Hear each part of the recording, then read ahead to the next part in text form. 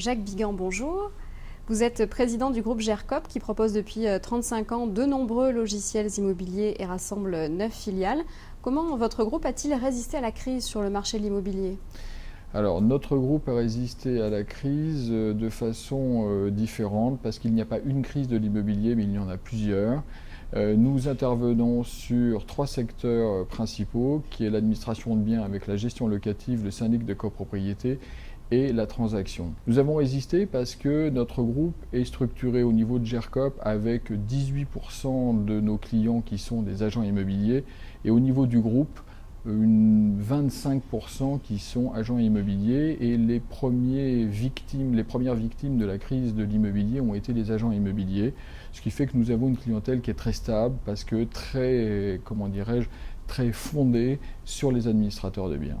GERCOP a racheté plusieurs éditeurs de logiciels ces dernières années. On peut aussi penser à l'intégration de l'éditeur de solutions Internet AC3 Distribution.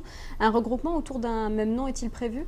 Non, à ce stade, et je pense qu'à moyen terme, le regroupement autour d'un nom n'est pas prévu. Il n'est non seulement pas prévu, et je pense qu'il n'est pas souhaitable.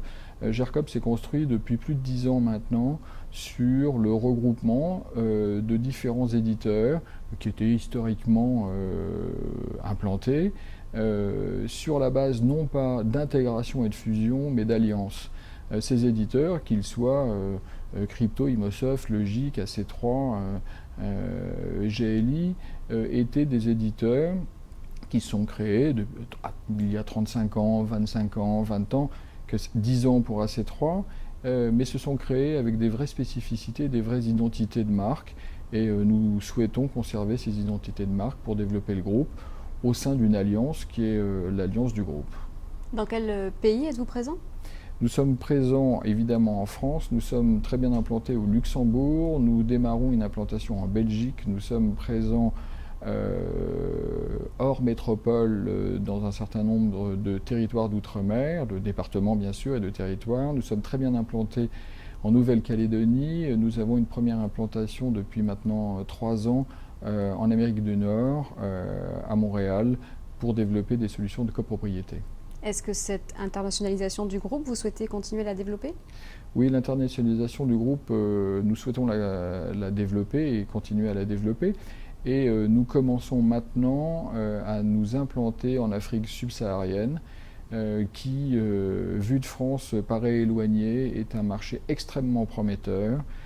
Ces pays sont des pays très dynamiques, dès lors que nous rentrons dans la catégorie mid-cap des affaires, c'est-à-dire des vrais indépendants qui sont formés à travers le monde, en Europe, aux États-Unis, pour la plupart, qui ont une vraie culture des affaires à l'occidental.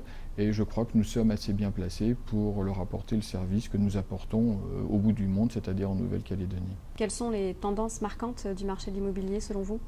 Les tendances marquantes du marché de l'immobilier pour nos métiers, c'est-à-dire nos métiers, c'est l'édition de logiciels applicatifs métiers pour des professionnels. Notre domaine sont les professionnels de l'immobilier et la tendance marquante, pas les tendances, mais la tendance est la dématérialisation de l'information. Et c'est ce que nous développons depuis des années, c'est-à-dire que tout est dématérialisé maintenant. Alors ça ne va pas être fait du jour au lendemain pour 100% des clients de nos clients, mais ça va être fait progressivement. Alors nous avons développé, avec une petite filiale qui s'appelle EIK, depuis des années, la dématérialisation des envois, du recommandé, qui n'a pas encore valeur légale, mais qui à un moment ou un autre va l'avoir, et nous sommes prêts. Nous avons développé la dématérialisation de l'information pour les propriétaires, pour les locataires, pour les copropriétaires, pour les vendeurs, pour les acquéreurs. Nous allons développer tout ce qui est dématérialisation autour d'évolutions réglementaires extrêmement importantes, bancaires, qui est la nouvelle norme CEPA de prélèvement. Et c'est ça la grande tendance dans notre métier, c'est la dématérialisation de tous les échanges de nos clients avec leurs clients. Jacques Bigan, merci. Merci beaucoup.